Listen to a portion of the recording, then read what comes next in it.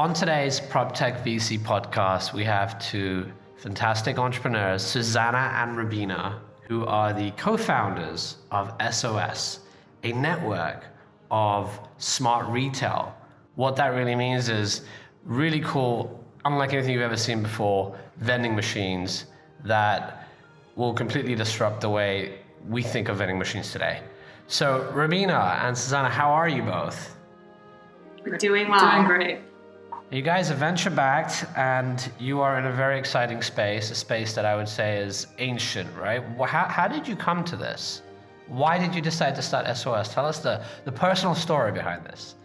Sure. So the personal story is that Rabina and I were colleagues in finance on a trading floor in a very male-dominated segment of finance, FX, and basically, in so many words, I had my period at work and I needed a product, and for the millionth time, couldn't find one. Happens all the time to women on the go. And, in that moment of frustration, I marched over to Rabina's desk across the trading floor and I said, this is insane. I need to find a quarter. I need to bang on the machine. Or my alternative is to leave the office, waste my time, miss my meeting, be late. And we need to change this. Women are climbing the corporate ladder, the fastest growing segment of the workforce, and yet these products that we need every day are still inaccessible, and it's a major inconvenience and a major obstacle for women living their lives. I think the other thing that we quickly realized was women need a lot more than just feminine care products on the go. So from the first moment, we expanded what these machines would be selling to include other essentials like skincare and hair care, and of course, as of last year, PPE. So I think the vision that we've had from the beginning was to really create a network of machines that were delivering on-the-go essentials across wellness categories, which is what exists today in the SOS network. When you think about what technology is offering, and you look back to where we came from, and back to where we came from, trekking through villages by horses to get product, right? And then, or waiting for product to arrive, internationally through some, trade or even ships later on. And then you think about retail stores, and then you think, okay, the only disruption that can happen here is e-commerce, right? The ability to look at something on your phone, tap it, and Instacart or DoorDash or whatever you want brings it to you. But that's just one way of looking at the world. The other way of looking at the world is, why can't you just turn around in a very close proximity? There it is. You don't have to go downstairs to let the DoorDash person in. There doesn't have to be this whole last mile logistics, right? So is this the future of retail, or do you think it's really going to be more e-commerce and this is a niche within the big trend, or is this going to be its own category? So I think that vending, generally speaking, as an industry is, as you said, very, very outdated. I think that it's an industry that needs to be disrupted because, as you mentioned, people need products when they are outside the home, right? There's still not a great delivery mechanism and vehicle to deliver products to people when they're outside the home. And I think these mini marketplaces or mini machines are a really nice vehicle to do that. And so long as we can upgrade these machines from the coin-operated payphone model that most people conjure up when you say the word vending into something that's more aligned with consumer preferences, for example, Apple Pay, Google Pay, credit cards should all be acceptable forms of payment at these devices. Those types of upgrades and those types of enhancements and upgrading the user experience and user interface of these devices, in our opinion, will really transform adoption for vending in the future. And I think that vending and automated retail in general is really going to meet the modern consumer with the hyper convenient, just in time, on demand service that we're all, growing to expect across every service industry that we touch and we experience. And so again, to your point of the infrastructure behind last mile logistics and all of the apps that most of us are using these days, the products that you need exactly where you need them is ultimately what SOS is trying to do, and we're trying to be the first, major disruptor in this space.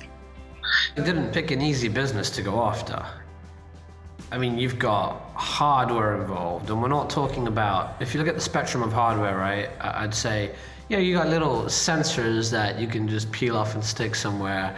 Then you've got these, slightly bigger sensors that can detect things, and then you've got huge vending machines, right? And of course, then you've got prefab modular homes, but that's like not even hardware, that's something different. So you're dealing with, it seems like, the production of vending machines, making sure they're designed the way you want, they operate the way you want. There's a software layer involved. You've got to get these big vending machines and you've got to actually get them from place A to B. You've got to service them. I mean, you've got a whole nother level of complexity versus most startups. Why did you go after something so crazy? I think because we're really passionate about the problem we're solving. Right. We get really excited about this vision of a world where SOS machines are in every major city and they're connected and speaking to one another and app enabled. The idea of building a proprietary SOS app that would allow a consumer person to find a machine near them, to have a profile that stores their product preferences so they can find machines near them that hold the products that they want to try. I think that there's an incredible marketing platform that we can build, and there is a lot of complexity to what we are building, but it also makes it extremely interesting, and I think creates a lot of opportunity for us to introduce a new way for brands to connect with consumers and introduce a new expectation that consumers will have when they're outside the home. I think even though this business is born and created out of industries that Rabina and I, do not have backgrounds in, from the very beginning, we said the only reason this doesn't exist is because people haven't tried to do it.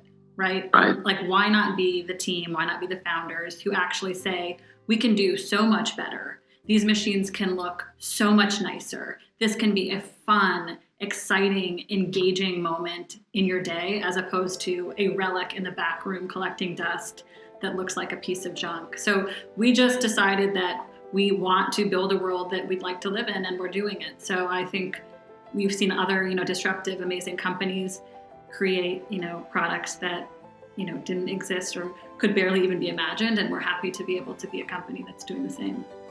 And look, vending machines can be anywhere and everywhere, but they're kind of dumb today, the way they operate. And even the market segment itself is so fragmented. There are just so many operators, there's been so little consolidation, and the revenue per machine tends to be quite small.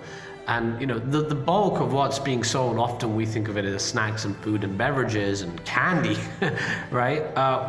We don't typically think of PPE, we don't typically think of skincare products and health and wellness products. So you're reimagining what it means to have a vending machine. And the beauty of this is you're limited by imagination. Wherever you walk, you look, where there's high traffic, you could put a vending machine there. What happens then in the future if you achieve your vision? In some ways, like how Amazon achieved its vision, it created this huge, monster of a company. If you achieve your vision, what changes in the world? And not just for the people you touch as consumers, and do talk about that. What are the business implications? What other industries will be affected? Sounds scary, right? I mean, it sounds like you'll disrupt retail completely. Why go to a retail store if 80% of the things you need are right there? But walk us through sort of the end state. Yeah, so I think that for us, we're pretty focused on this mini moment. So a lot of the products that we're actually selling in our machines are travel size products, and they're intended to address a very specific need, which is this emergency just in time miss that you have when you forget a product at the house, or you're en route to a meeting and in between meetings and you just don't have time to pop into a full brick and mortar location. And I think for us, we view ourselves as very complementary to brick and mortar. We are a sampling mechanism for brands to get their products into the consumer's hands. And then if the consumer loves the products, which we hope they do, that in turn would lead to a full-size purchase, perhaps. So I think whether that happens in a brick and mortar location or on a brand's website, we view ourselves as a really interesting discovery platform for brands. I think for the consumer and the expectation and the kind of vision for them in 3-5 years' time is to really have transformed specifically women's experience when they leave the house, right? I think that for us, what gets us leaning in at the edge of our seats every single day and up every day trying to solve this is we really just want to build a world that caters to women's needs a little bit better than it does today. Fantastic. And walk us a bit through how the industry looks today then. So if we're looking at the vending machine space, what's the state today? Well, as you know, it's over a $7 billion market, so it's very sizable. And as you correctly pointed out, it's very, very fragmented. So there isn't a vending machine operator that exists today that's really introducing this network effect, which is what we're trying to create in SOS. And I think that is where we are really leaning in and making sure that for our consumer, whether they find a machine at the airport, at a hotel, at a sports stadium, at work, the SOS products and the user experience is consistent and elevated and delightful. And it's estimated that there are 1/3 of the world's vending machines are located in the US with 15 million vending machines. So in the US, you've got 5 million vending machines, and apparently, only a fraction of that is currently in operation.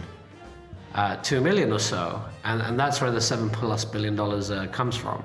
So that means the average American adult spends $35 per year on vending machine items. It's a market that a lot of people want to break into, and there's a big sort of market to buy and refurbish vending machines. Seems like an easy business, right? One that doesn't scale. Is that being your perception in terms of a business someone could start? I think in the traditional sense, I would agree with you. I do think that what we're building in SOS is somewhat different. So if I wanted to buy a vending machine and put it in a high traffic location and sell, Coke and chips out of that, that's a very different model, and it's a very achievable model for you or I to go introduce. I think that what we're trying to do is, as we've discussed, just very different because there's this entire kind of data effect that we're collecting and technology that we're introducing beyond just the hardware, and a curation of products that we introduce as founders into, again, this network of devices.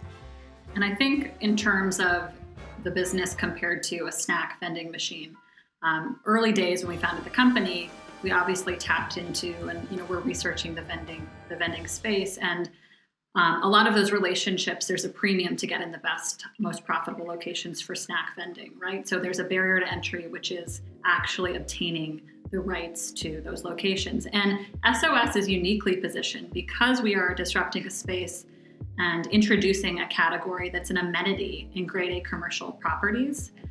We actually are, adding value to the owner, manager, and tenant space that gives us permission to be there. So in terms of the work that we've done as founders and as a company, we have invested heavily in relationships and networking and building that sort of value prop for the grade A commercial property owner managers that actually, is a major barrier to entry to do what we're doing, which is permission to be in these premium, high value locations and be the first there.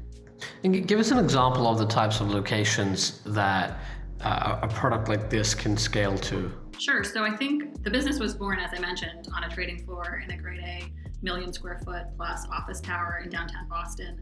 And I think the corporate, obviously COVID has impacted some of that go-to-market significantly in the sense that, the future of the workplace is evolving and we're not exactly sure what it's going to look like. But from the beginning, we've always known that SOS is a network and will be across all of these different premium commercial office space locations, as well as premium retail. We're seeing a lot of activity and interest from the franchise sports leagues, MLB, NHL, NBA, transit hubs. So think of major, Penn Station, South Station, all of the major airports, LAX, JFK. So really thinking of creating this community that is everywhere she goes, at work, at play, on the go, traveling with friends, with family, but really seeking to have the network meet her where she is.